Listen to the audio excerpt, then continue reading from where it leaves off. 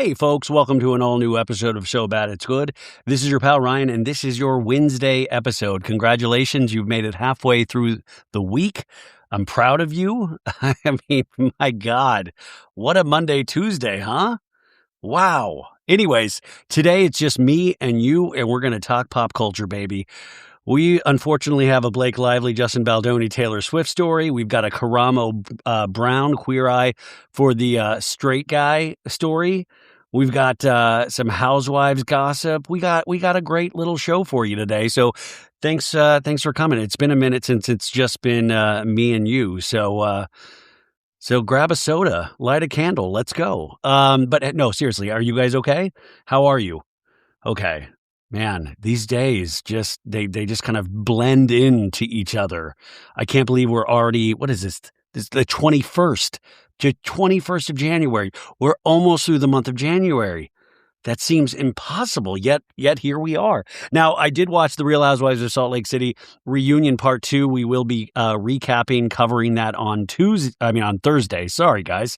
My head is not right. On Thursday, we'll be covering that. I have a lot of strong opinions on that, and we'll be having a special guest to help me get through this one. Because I have to tell you, it's a little different with the reunions, and particularly the Salt Lake reunions, because last week it was just Lisa Barlow. It almost just felt like it was monologuing, or they were screaming over each other. And sometimes that's hard to like reenact. I like to kind of take creative license. So we're going to try a little something different. Don't worry, there'll still be scenes where I'll do all the stupid voices that you either love or you hate. But I was just like, I'm going to drive myself crazy. And then I was watching the first 5 minutes of part 2 and I was like, oh my God, it's the same thing. This season is just one big mystery, and it's a mystery that they don't seem intent or they don't seem to care to solve. And I feel like that puts the audience in a really weird place that I don't love. I think it's a poor way to end what was a pretty damn good season. I mean, I was so hopped up on this season, and I do not want them going out this way. Now, the advantage that Salt Lake has that most franchises don't is that I truly could listen to these ladies talk about anything. I mean, just on a very like base level, it is still so damn entertaining. But if you're looking for answers, you're not going to get it out of this reunion. I feel like they have planted their feet 10 toes down and said, we are not going to clarify any of the mysteries that this season has set up. And as Lisa Barlow would say it with me, that's frustrating. So yeah, that'll be on Thursday. We got a new episode of Beverly Hills, a new episode of Southern Charm, new episode of Traitors. So we got a lot. I mean, this is when this show kicks into high gear from Thursday on. So this is kind of a nice little respite, just me and you guys. So they're filming that Real Housewives Ultimate Girls Trip 20th anniversary road trip right now. And they started filming the other day in Orange County. We know that. Now, I feel like they should have the core housewives that are participating, like Kyle Richards, Countess Luann, Teresa Giudice, Lisa Barlow, Giselle Bryant, and Portia Williams. I feel like Bravo, and maybe reality shows in general, need to start really instituting stronger social media guidelines, because it is so easy to pick up exactly what they're doing just from social media posts. So Kyle posted, I think it was today, she posted an 80s look and she looked beautiful. That's not the issue. She posted just looking like all 80s, all jazzercise, like woo. And Tamra Judge wrote underneath it, oh my God, so good to see you last night. You looked stunning, or something of that nature. And so immediately I knew exactly what they were doing, because this is recreating iconic storylines and not recreating storylines, but recreating iconic setups from Housewives history. So put those two things together. They're in the OC. Kyle Richards is dressed up 80s. You know exactly what that is, right? It's the 80s bunko party. Remember? Yeah, you had Tamra, you had Vicky screaming, you had Gretchen. I mean, it was like, I think Shannon was Shannon there a part of that? I think she was there. But wait, was Shannon there? But I just remember that. Remember Vicky screaming like they're all in 80s outfits? That's what they're doing. Like I would be willing to bet my life on it. So if you are to reverse engineer, you got that, then just think of all the iconic setups from Housewives in each iteration, right? You could probably guess them off the top of your head or put together a pretty long list of things that they would choose from. So I thought, it's like, Kyle, I just wish they would have these core Housewives not post for these next 2 weeks, just so it could save some surprises for the audience. And that's what they're filming this thing in less than 2 weeks. This whole series, where they're traveling to each city in the Housewives franchises, it's all going to be done in less than 2 weeks. I believe they shoot in Beverly Hills today, so the Beverly Hills segment will be done. And if you were just to track it, I think that they would then end it in New York. That would be my guess, is to end it in New York. And in New York, I'm trying to think of the iconic New York storylines or who you would choose. I'm trying to think, because Bethany's not going to participate, I would imagine, or be invited to participate. So I'm trying to put out her scenes. So then you would have to have something with Dorinda. I mean, Carol Radziwill now is friendly with production again. But I would be willing to bet donuts to donuts that they do something with Dorinda. And if I think Dorinda, I think Bluestone Manor, right? So I bet there is some sort of event at Bluestone Manor. I bet you that's where they end it.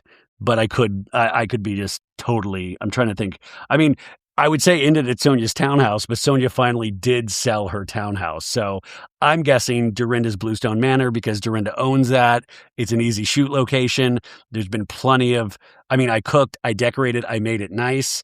Hopefully Dorinda will make it look like Halloween, how she all goes all out on Halloween. I don't know, but that's what I'm guessing. So yeah, stop posting on social media, Housewives.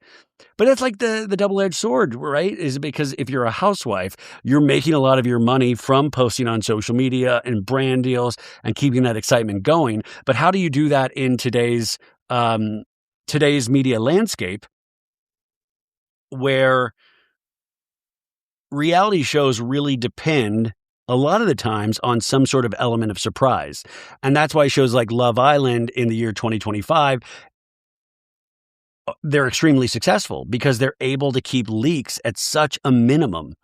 And with Bravo shows or other reality shows, there's such a long lag time from when they shoot to when it gets released. So I think there's just so many opportunities to let the cat out of the bag. Can you truly be surprised on reality TV in the year 2026? I don't know. So I thought that was a fun place to start. Now, I also watched Vanderpump Rules. Oh God! Finally, if you're not watching Vanderpump Rules, folks, I got to tell you, kick the kids out of the car. If you're listening in the car, just don't listen to this around kids. Are they out? Okay, 5, 4, 3, 2, 1. Yeah, we finally got an incest storyline on Vanderpump Rules. Listen, I was betting that it was going to involve Jax at some point years ago, but now, no, it's happening with the new class of Vanderpump Rules. The two cousins. I interviewed one of them a couple of weeks ago. He was great, actually. There is a question of incest, potentially, and their OnlyFans account. It gets dropped at the very end of the episode, which, by the way, if you go and watch Vanderpump Rules now because I said incest storyline, go to therapy. Go to therapy. Listen, I don't know what happened after the last season of White Lotus. Incest has become in vogue. We're sick. What do you I was like, what are we doing? An incest storyline. We had a penis pump storyline last week on Vanderpump Rules, and now we're teasing incest. What is the world coming to? Will I still be watching? Hell yes. Will you be watching? That's the question. They even filmed a reunion this past Friday. So it seems like Bravo really does believe in this show.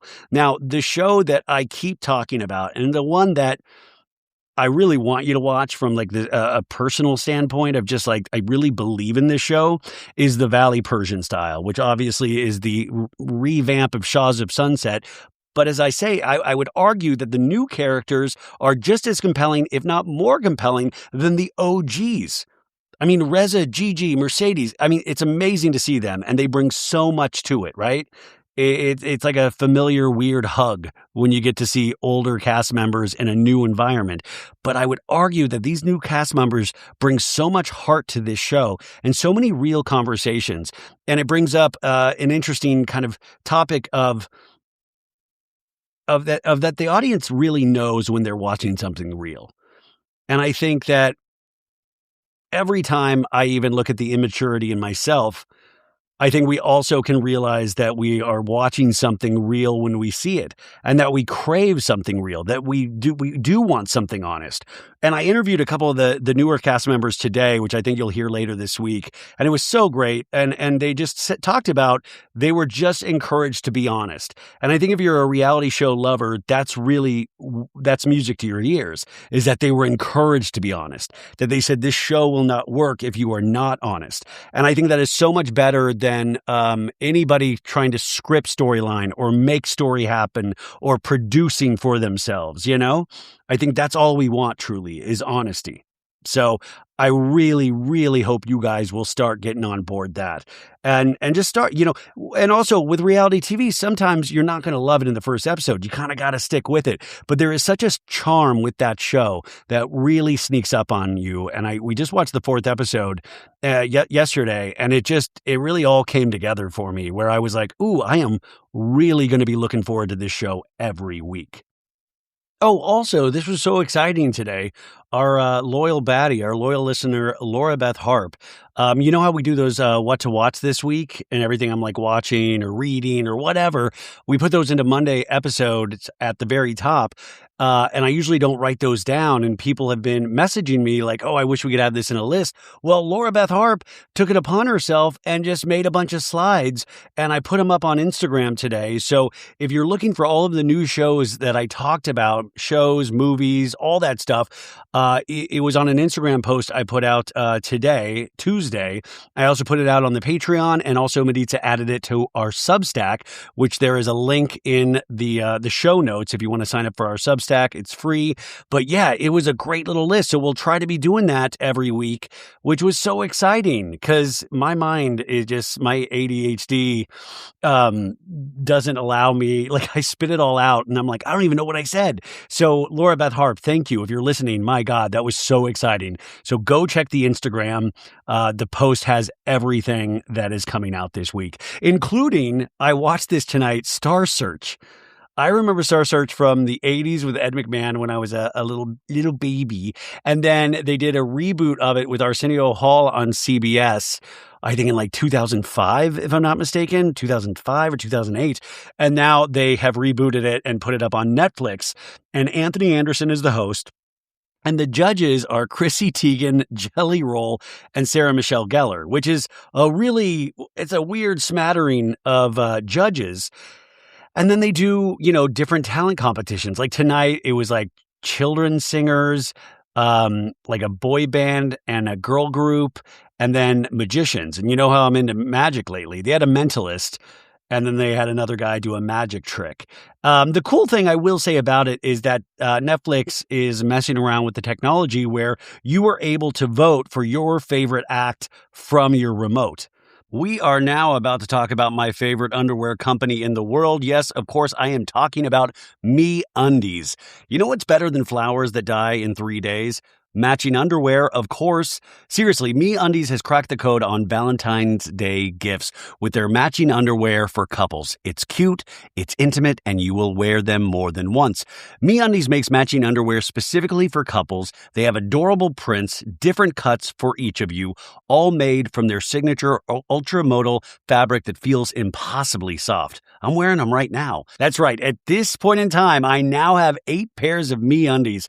And my God, it really, truly helps me get out of the bed in the morning when I know I'm going to be wearing MeUndies. Unlike other brands just slapping hearts on generic underwear, MeUndies designs coordinating prints from the ground up.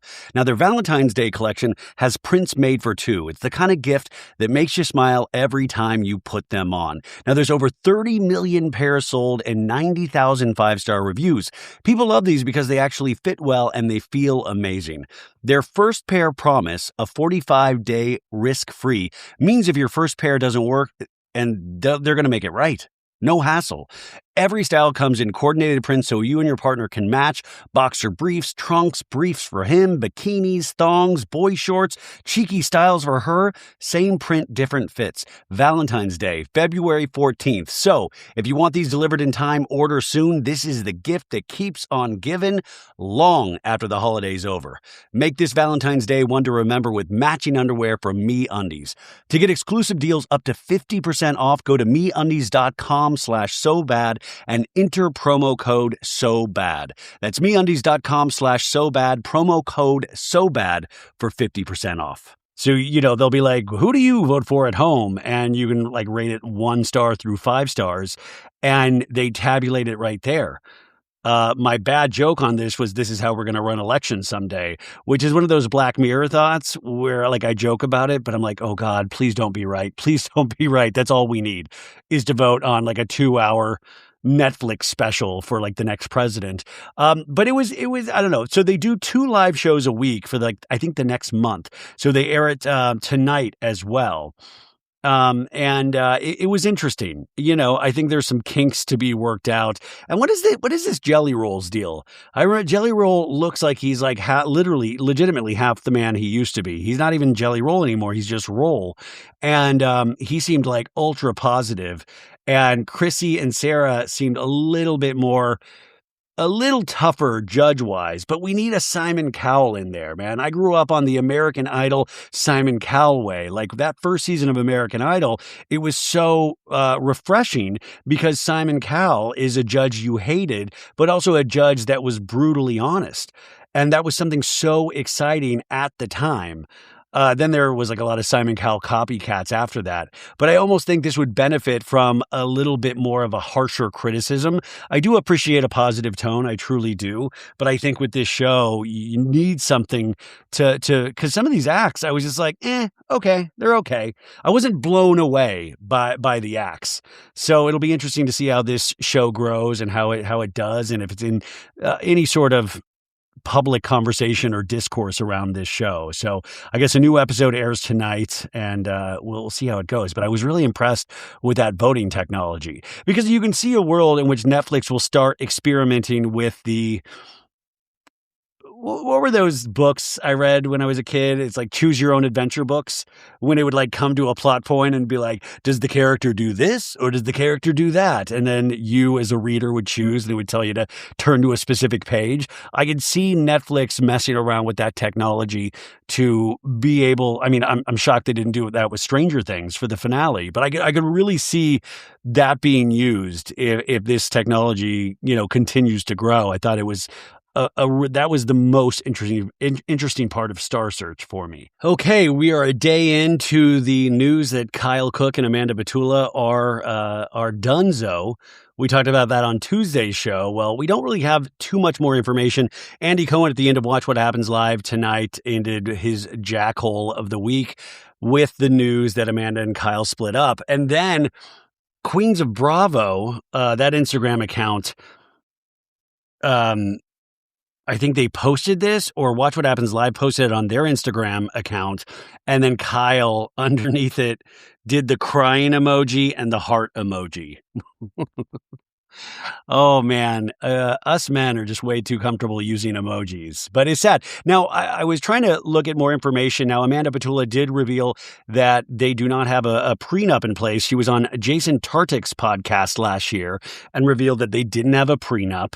But at that time, she wasn't talking about, divorcing him, but did reveal they didn't have a prenup. And according to realityblurb.com, there's an article in here. There was an Instagram account, Toronto Pop Zone, that talked about Loverboy's finances. And it says, Loverboy founder Kyle Cook revealed in 2022 he was $4 million in debt from business loans he was facing. Significant financial strain, though it says the company later saw major sales growth to $16 million in 2022, but experienced losses and increased expenses in 2024 with reports of millions lost and ongoing financial struggles. So who knows? I always am so skeptical of anything I read. So always take anything, really do your own research. And listen, for Amanda's sake and for Kyle's sake, I hope that is not true. And we we've always said this from every one of my summer house, recaps is that, Kyle wants that Bethany Frankel lifestyle. Kyle, I believe, was hoping to build this and build this and build this to where some major alcohol spirits brand would just buy it outright. Buy it outright for $100 million and he could go on to his next project. So, I mean, hoping that's the case, especially without a prenup in place, I am curious, who gets Loverboy in the divorce, or I would imagine there has already been discussions and a decision on what they are doing with the business. And part of me really suspects that they have agreed to continue down the path that they have already decided to go down, in hopes of selling this one day, in hopes of it growing bigger and bigger, because that would benefit Amanda and Kyle. But is Amanda willing to trust Kyle with that? He has put they both have put a lot of years into this company. So I will be very interested. But remember, Summer House premieres in less than 3 weeks. So I'm very curious what that first episode will be like, and if we will have a sense of tension immediately in the storyline, or if they'll slowly build into that. Because, summers are meant to be fun. Doesn't look like this summer's going to be fun. Okay, in other sad news, somebody that woke up and chose violence today was Karamo Brown, one of the hosts of Queer Eye. Queer Eye for the Straight Guy. It is premiering its 10th and final season this weekend on Netflix, the final season of Queer Eye. And this has made stars of a lot of the cast members of Queer Eye. Now, through the years, there have been a lot of speculation of behind-the-scenes dust-ups.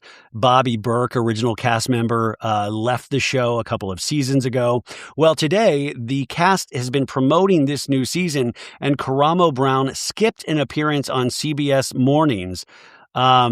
And it, quote, says he was worried about being bullied. So the Fab Five, as they are called, they were set to be interviewed on CBS Mornings by co-host Gayle King. She decided to come down from space for this interview. And she read a statement to CBS News via Brown's assistant that read, quote, "Thank you to everyone around the world for welcoming me into their homes for 10 seasons. Season 10 is amazing, and I know you will fall in love with the deserving people we've helped. Though the show is ending, I hope everyone remembers the main theme I have tried to teach them over the past decade, which is to focus on and try to protect their mental health, peace from people, or a world who seek to destroy it, which is why I can't be there today. Thank you to the crew for being sorry, that's just wild. This was read on CBS. They read this on CBS for the remaining Queer Eye cast that was there. It says, thank you to the crew for being the best in the business and the executives for believing in me. 10 seasons, I'm truly humbled. After reading the statement, King noted that Brown's assistant also mentioned he was, quote, worried about being bullied. So the cast, Anthony Parawaski, Jeremiah Brent, the new cast member, Tan France, and Jonathan Van Ness, they were asked how they felt about Brown's absence. And Anthony said, surprise is a fair understatement. I will say our Queer Eye family, we've been doing this for almost a decade, which is pretty wild to believe, and families are complicated, and we're definitely not excluded from that. I think two things can exist at the same time, and while that is true, we're also here to showcase these incredible heroes and honor the legacy of this past decade of our lives. Brett, who joined Queer Eye in season 9 following Bobby Burke's exit, interjected saying his experience in this group has been transformative, adding that he has felt safe and supported by the people up here. I've loved every second of this thing, and I'm so excited that we get to do this and share the next season, because this show really is just about highlighting the best of humanity. Van Ness said, one thing that I've been so honored to learn from Karamo in my time, just like he said in that package, because they showed a bunch of clips, we have to meet people where they're at. And he has taught people to center what they need. And I'm actually really proud of him. Center what you need, do the things you need to do, take care of you. I'd be lying if I didn't feel like that sometimes. And so I think it's really beautiful. And I think we do need to center what's best for us sometimes. And my hat off to him for doing that today. Oh man, that's what he said on screen. I can only imagine what Van Ness said off screen. I truly hope that's how he feels. But listen, that to me is choosing violence. That to me, that is inspired by Brooklyn Beckham. You guys, that is choosing violence, and not only choosing violence. it hangs the rest of the cast out to dry. It puts a spotlight on you instead of, like they're saying, the people that this show is about, the people that this show presumes to help. That's the whole conceit of this show, is taking people and making them feel more confident by giving them new clothes, a new design for their home, helping them with their lives. And all of a sudden, it's now focused on what the hell happened behind the scenes of Queer Eye. Now, I think we've all heard rumors about Karamo over the years. And Karamo, I think, has a very successful talk show, if I'm not mistaken. But we've also heard rumors about Jonathan Van Ness. You've heard rumors about a lot of these guys. Anthony is the chef, and I don't even think he came in as an actual chef. That guy loves an avocado. But I'm just like, wow, because remember, a lot of money is put into these shows.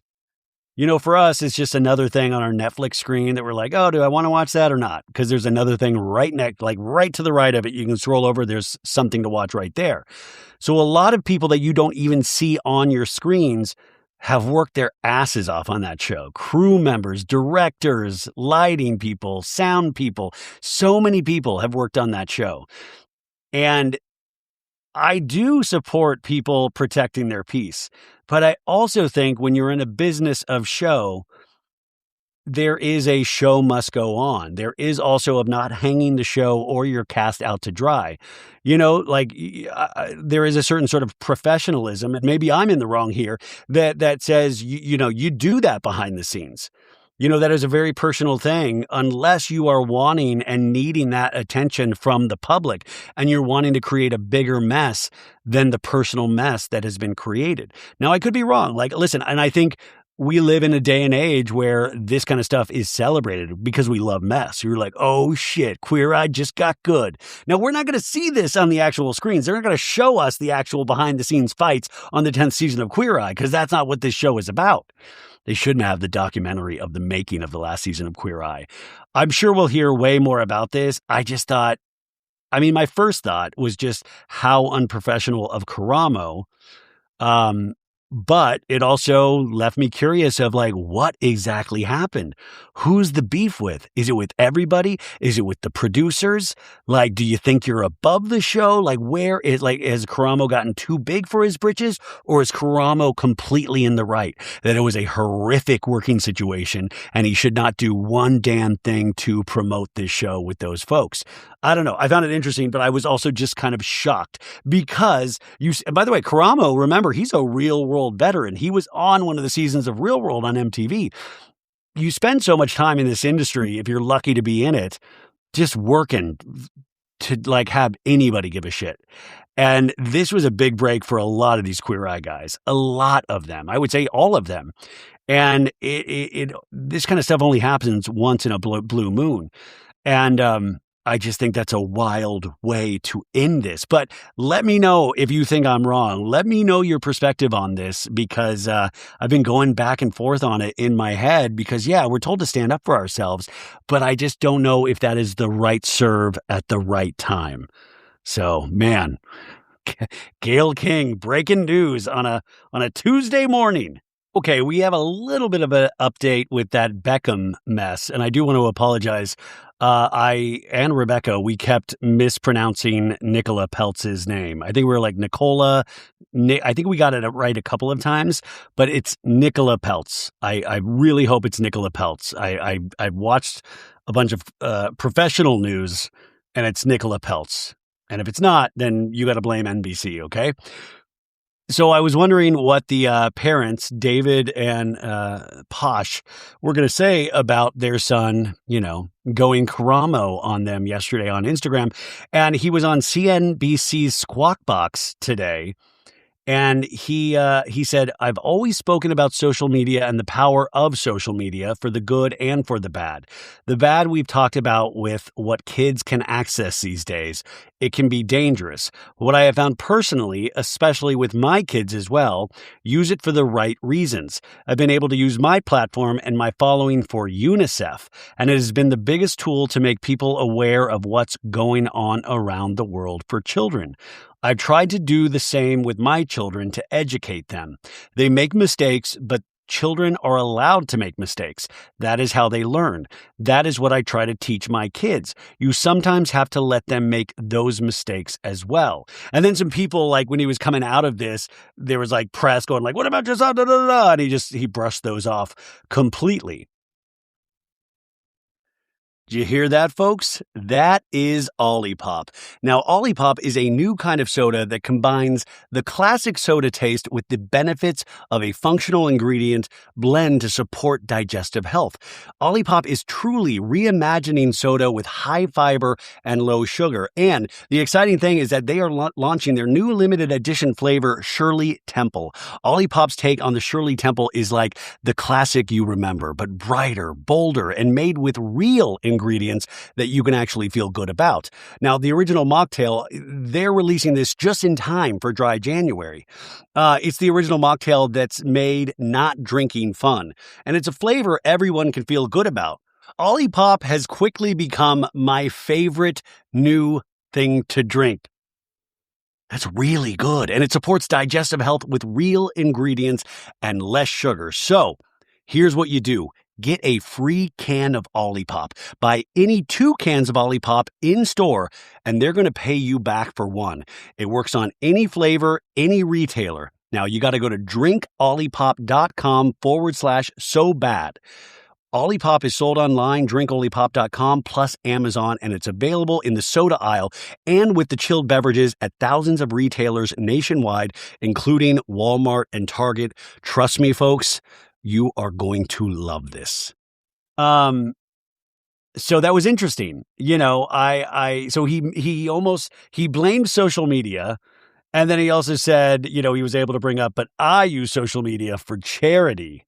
Yeah, I don't do cooking videos like my son, but it was very interesting. He tried to keep it classy, but at the same time, it felt like it was kind of it felt like it was just like brushing it under the rug, you know, just like, hey, I'm not going to talk about this in any real meaningful way, but I will highlight how I've done it right, how I've managed to do it right, and children make mistakes. Even 26-year-old children make mistakes. No, just once again, the Nicola Peltz, the family that she comes from, we're talking billionaires. Now, the Beckhams are millionaires, and they have a lot of millions, but millionaires. But it is funny because, to Brooklyn Beckham's point, they have had to live their lives in the media and use the media. They've had to hustle. They've had to hustle. You know, the Peltz family has been able to do a lot of things behind closed doors. The bright, hot media spotlight is not on the Peltz family and how they make their money as much as they've always been up the Beckham's ass.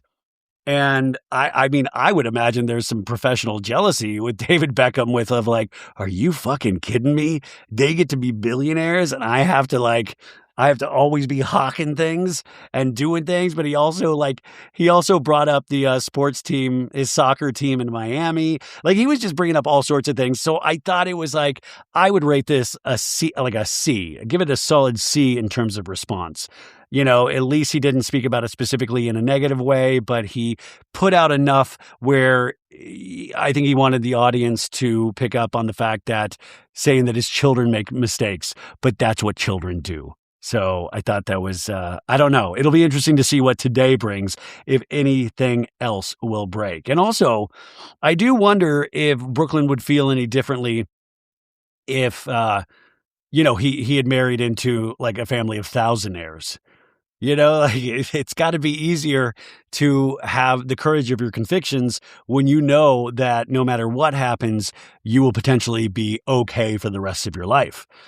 I think that is something that, you know, I think the trade-off of having a family that famous and being raised in that way has its own set of problems that you or I would never be able to predict what those are or feel that sort of where, you know, a lot of us would be like, oh my God, I'd kill for that. But I'm sure it comes with its own separate pain that we know nothing about. But he's not out there really having to struggle. You know, it's like there is something different about having to really make your own way. So it's going to be interesting to see what happens, man. A lot of conflict in the news right now. So after this commercial break, we're going to talk about another conflict. I was hoping to never talk about these people again, but we will delve once again into the Baldoni, Lively, and now Taylor Swift mess after our last commercial break of the episode. Okay, before we get to that, actually, this news story bummed me out. This is from Page Six. They said it's an exclusive. It says Kelly Clarkson's daytime show is expected to end after this season. Multiple sources tell Page Six that the singer turned TV host will be calling it quits after this season. One insider described her pending exit from daytime as, quote, definite, while another said it's, quote, likely that it will not go on. Quote, her show is a lot to put on, and looking at the landscape across daytime television, it's not sustainable anymore. Rumors swirled last year that former Today host Hoda Kotb was on the verge of replacing Clarkson amid her sudden exit from her hosting gig on NBC's flagship morning show. And there was buzz that the singer wanted out, with NBC insiders telling the Post there was a long list of names, including Kotb, being floated to replace her, including one Ryan Bailey, folks. But another insider told us that nothing's been decided either way. They acknowledge there's ongoing buzz around the halls of 30 Rock about its future. People are jumping the gun. Nothing is definite yet, and it's still a long season. Now, remember, she had to take a lot of time off because her ex-husband, who she shares children with, Brandon Blackstock, passed away in August, and she was having to take time off for that, obviously. So this would be a bummer. I was not a daily viewer of that, but I always loved the covers. I would always hear the covers she did, because I think Kelly Clarkson is one of our best singers. Just all joking aside, we just talked about American Idol earlier in regards to Star Search, but she was so mad. I mean, just what a discovery on that first season of American Idol. And then to do what she did with that platform. I mean, Since You've Been Gone, Breakaway. She's such an amazing singer. I saw her live once, and it was one of my favorite concerts. And listen, she will always, I guess the good news is that I would love to see her on tour again. I would love to see her doing music full time. And who knows what that looks like. Folks, I have a question for you. Imagine if edibles just made you feel good instead of too high. Wouldn't that be great? It's consistent, mellow, and super delicious. Lumi Gummies are specifically designed to make you feel good, not stoned. So whether you're looking for an end-of-day de-stressor, a midday mood boost, or help getting the best sleep ever, Lumi Gummies has a strain right for you. I have been taking these the last couple of weeks to help me. If you listen to this show, you know I have trouble sleeping, and they work so dang well. I actually look forward to going to sleep now. Lumi Gummies are available nationwide, so go to LumiGummies.com, that's L-U-M-I Gummies.com, and use code SOBAD for 30% off your order. 30%. Again, that's L-U-M-I Gummies.com. Use code SOBAD. LumiGummies.com, code SOBAD. For a female pop singer as they get older, but my God, she's got the talent to back it up. I just really thought that she was going to be doing this for a very long time. Part of this is I'm pissed. I thought that one day I would be able to get on the Kelly Clarkson Show as some sort of pop culture commentator. That was one of those, I thought, if I worked really hard and 5 more years, I bet I could go on there as a goofy guy that gives pop culture opinions. And now I'm bummed. I was this is my way to eventually one day meet Kelly Clarkson. This news made me sad. It truly, truly did. So Kelly Clarkson, we speak your name. We hope you are well. And I will be so sad if your show ends. Now, let's get into this mess. Blake Lively. So, court documents have been unsealed, and I think a lot of us knew this. This had long been rumored about the Taylor Swift text messages between her and Blake Lively, and Justin Baldoni was trying to, or it was, being said that they were trying to depose Taylor Swift, and Taylor Swift said, I can't do it until after this date, but that was too far away. It was a mess. It was a mess. It has been a long time since I've talked about this case because, and I feel the same way right now that I did back then, is that most of you listening right now, you've already made up your mind. You've already made up your mind.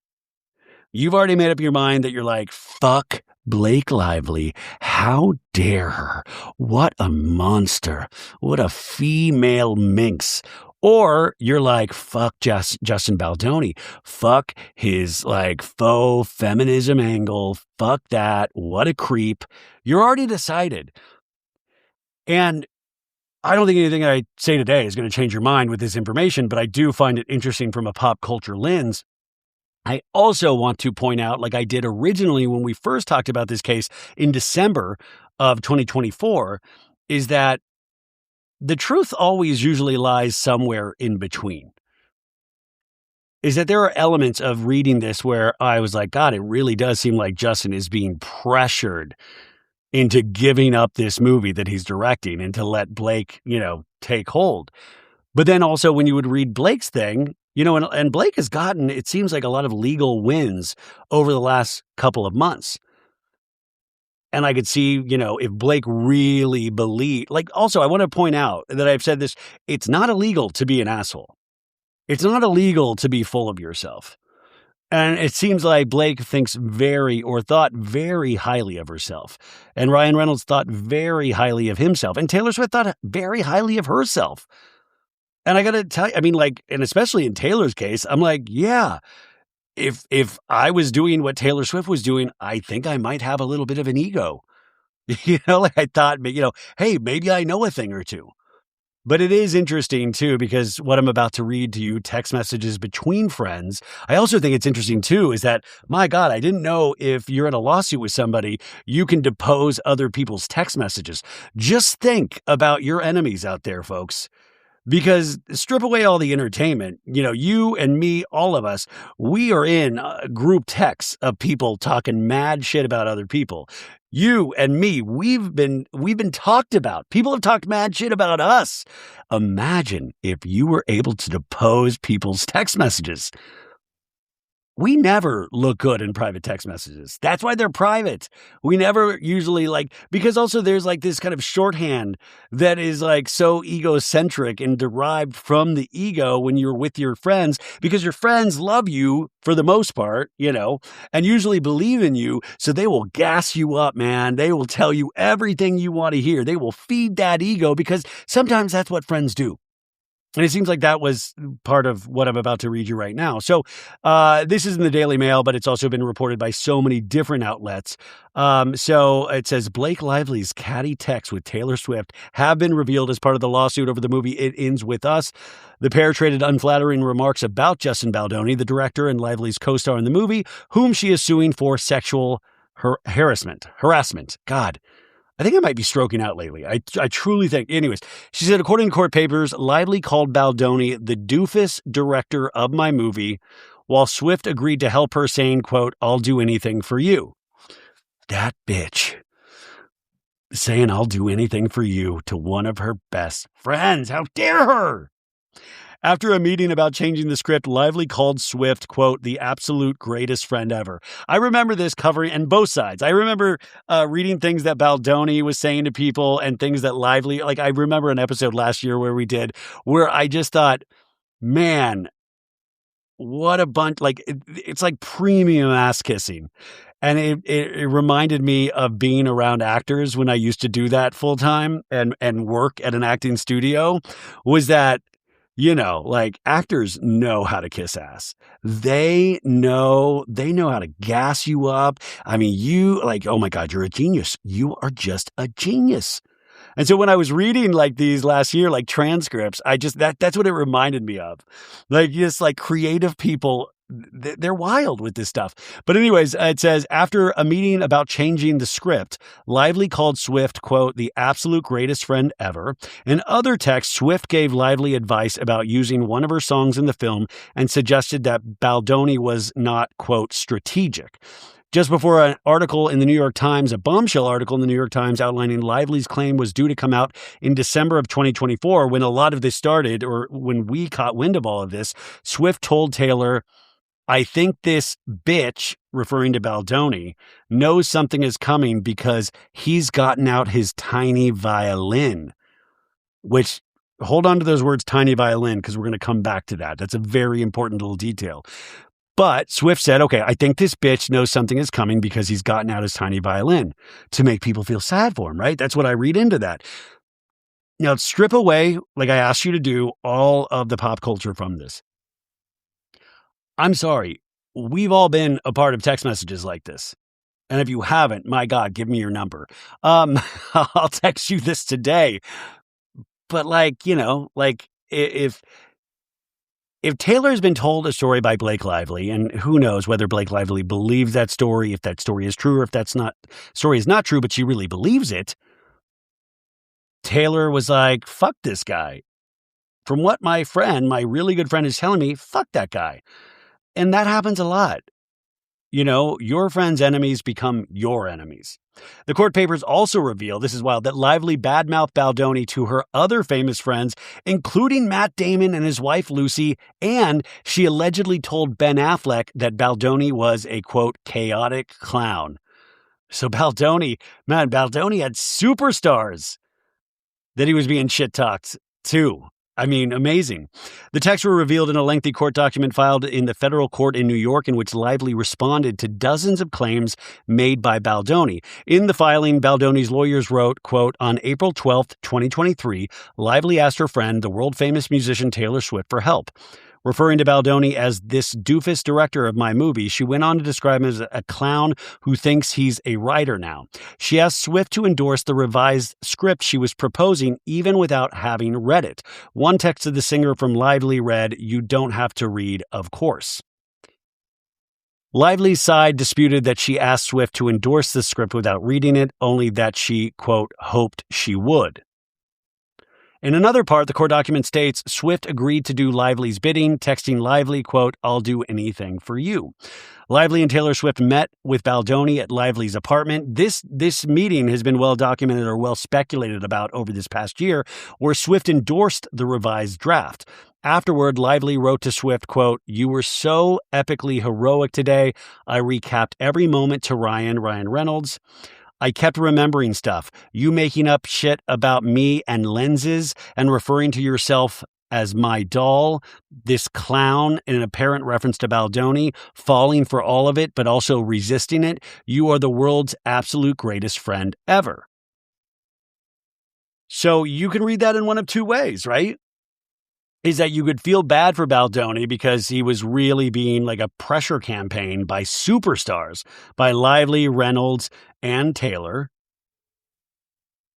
Or you could put yourself in the position of, yeah, Taylor was doing everything in her power for her friend who had told her horror stories about this director/writer of this project that they were already deep in work on. In their response, Lively's side disputed that Swift agreed to do Lively's bidding. Baldoni's lawyers also alleged that Lively told famous friends, like I said, including Matt, Lucy, and Ben Affleck, that she, quote, rewrote the script. I directed every actor. So that allegedly is being told from Blake to these famous people. Baldoni has claimed that Lively took over the film and rewrote entire scenes with the help of Reynolds. According to Baldoni's lawyers, she, Lively, also did not hesitate to disparage Baldoni among her Hollywood crowd, describing him to Ben Affleck, for example, as a chaotic clown. Now, remember, Blake Lively worked with Ben Affleck on Ben Affleck's movie The Town. The text to Affleck reads this: I ended up rewriting and restructuring the entire script. I also ended up having to direct the movie via the chaotic clown director, actor, producer, financier, studio head at the center. So I do think one thing I'm comfortable saying without a shadow of a doubt, and I don't think it necessarily makes somebody bad, but I think that that Blake Lively considered herself a huge creative, that she thought she's got a little bit of genius too. And I do wonder, and I speculated this last year, if your husband is working in billion-dollar projects and your friend, one of your really good friends, Taylor, is a billion-dollar gal, that there has to be some sort of insecurity, but also I am right up there with them because they love me and they gas me up and I'm just as talented as they are. And that also how we perceive things to be sometimes are not the way things actually are. Did Blake truly believe that she was doing all of this, that she was at war with everybody for the utmost good of a Colleen Hoover book adaptation? Lively's lawyers did not dispute the contents of this message, but said that it should be taken in context. That's another thing. We always have to consider context. That's not just a fancy lawyer term. That's actually something that's very real, is the context of the conversations in which things are had. According to Baldoni's lawyers, Lively also urged her famous friends and Colleen Hoover, who wrote the book, which the film was based on, to support her version of the film over Baldoni's. Now, if I'm not mistaken, it's been a minute, but I believe Justin Baldoni's version of the movie tested better than Blake Lively's, right? While Baldoni had bought the rights to the book, Sony eventually released Lively's version of the film amid the furor over the allegations about his on-set behavior. Baldoni's lawyers wrote, for instance, in April 26, 2024, messages, Lively and Swift discussed a plan to use Swift's song in the film trailer.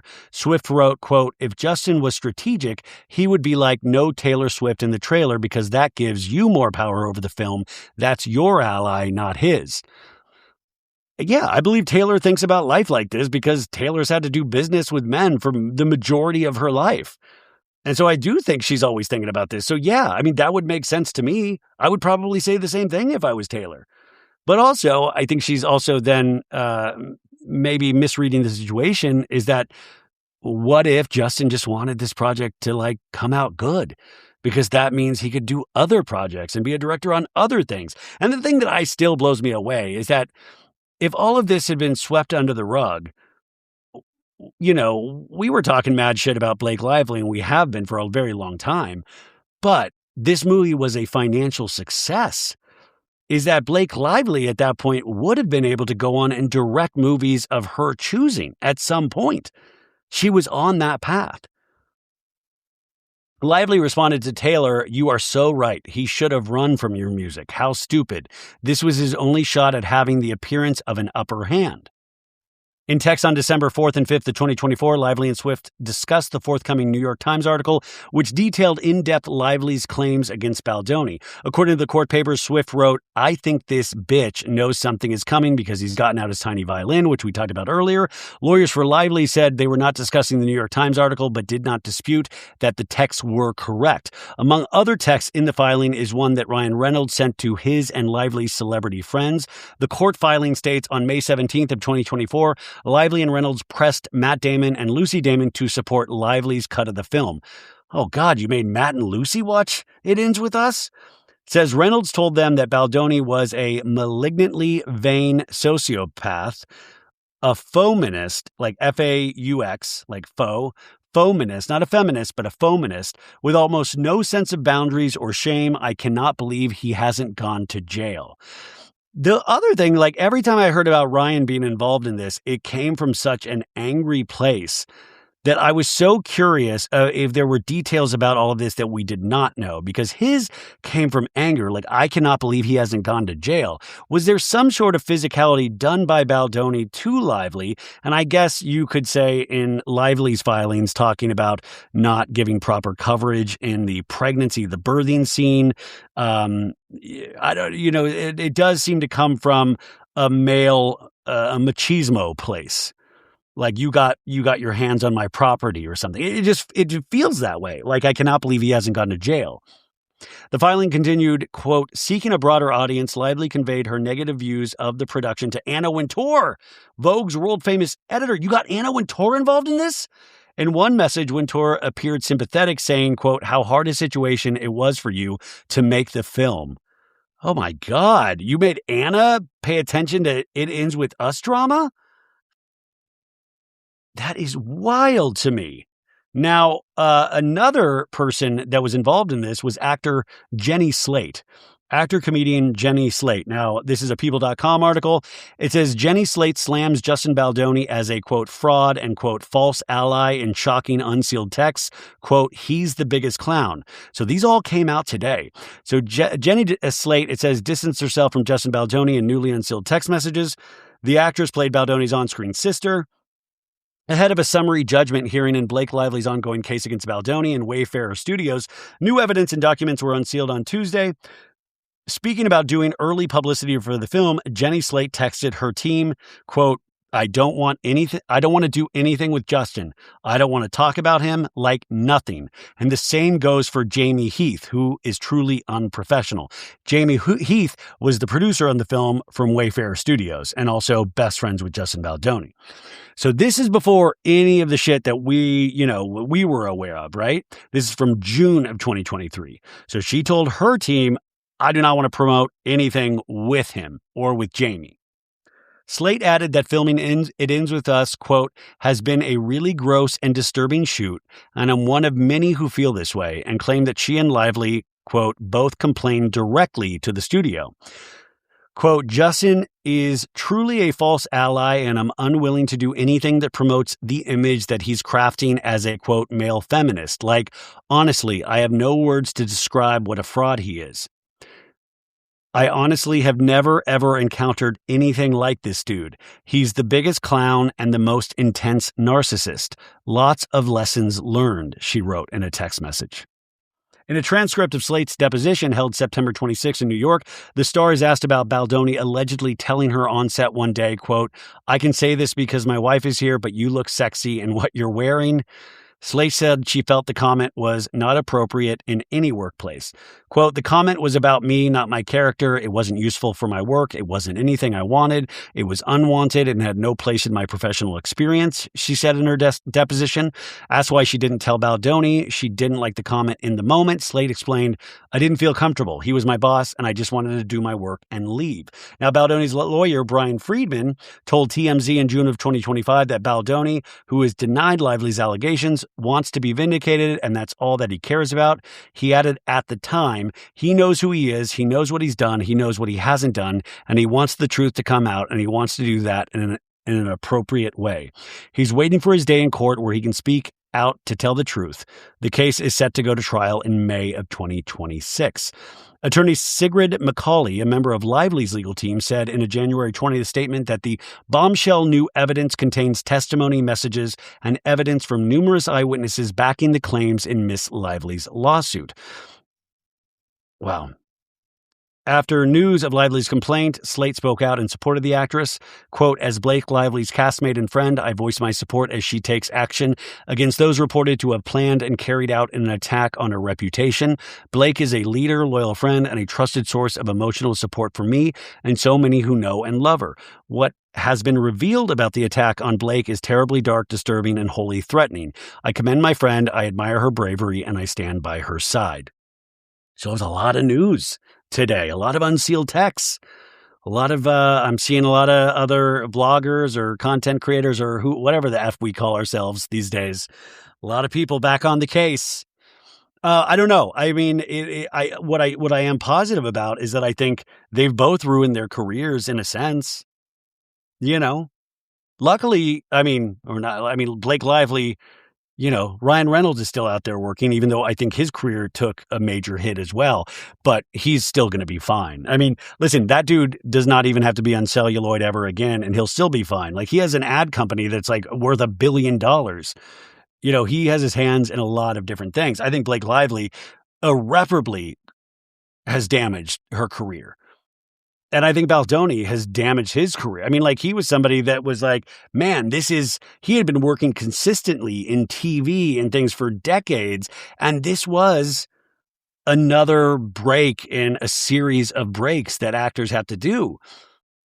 And I think it'll be a long time unless Wayfarer Studios, you know, backs something with him and tries to ride the wave of Baldoni supporters out there.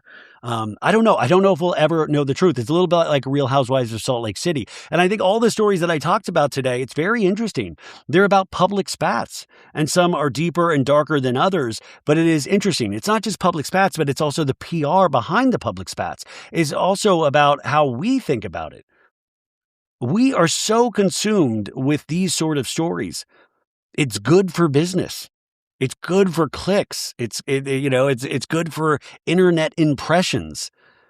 And I think that was why I kind of shied away from this last year after doing a bunch of episodes. It was like, I can't, this is not why this is, I don't know how much more I can get from this, even though I felt that there was a voracious appetite for this story. But once again, I keep coming back to is that, like, yeah, it sounds like Blake Lively is probably a bit of an asshole, and probably a bit of an asshole before all of this started. But that's not illegal. thinking very highly of yourself or going about your life in a certain way is one of those freedoms that we're so blessed to have, is to be able to go about things. But also in the same hand, it does. Everything I had read or seen about Baldoni, there was this layer of cheesiness about it where you're like, God, if that kind of cheesiness is introduced to the wrong person, you would really think this guy is not working with a full deck. But then another group of people would just see a really passionate person that believed in a project passionately. So I think that's where the mystery lies. But then at the end of the day, was Blake Lively sexually harassed? She has not dropped this part of her allegations. She has not dropped it. Even after all of this, she has not dropped it. And then that's one of those things. Is it like a housewife that keeps doubling down, doubling down, doubling down? My brain's broken comparing everything to Real Housewives. My God. So that was our update for Lively Baldoni, and with a little side carrot, a little amuse-bouche of Taylor Swift in today's proceedings. You do have to wonder. Oh, that's what I forgot to leave out, though.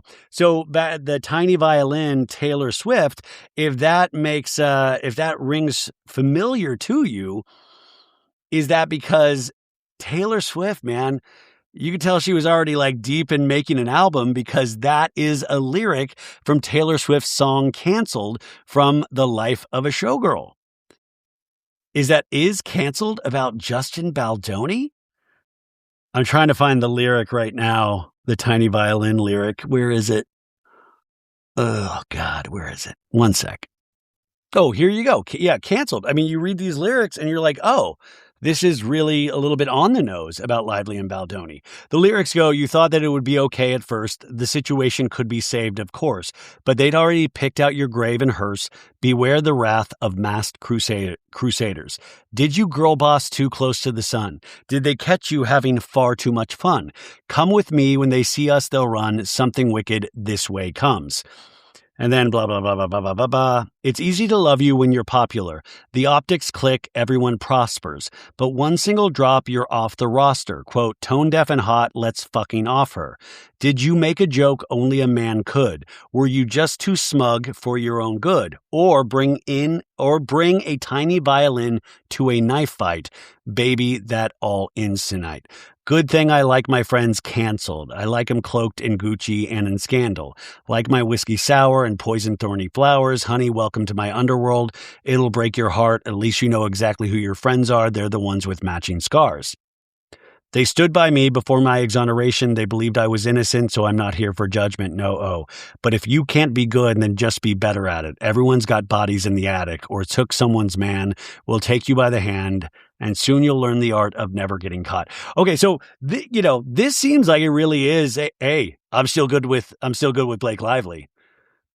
The Canceled song really seems like that. It's like, hey, I'm still good with Blake Lively. And remember, Taylor Swift, she's spoken many times, and especially with that Kanye and Kim situation, that Reputation was based on, was that she thought her world was ending. Like, she moved away.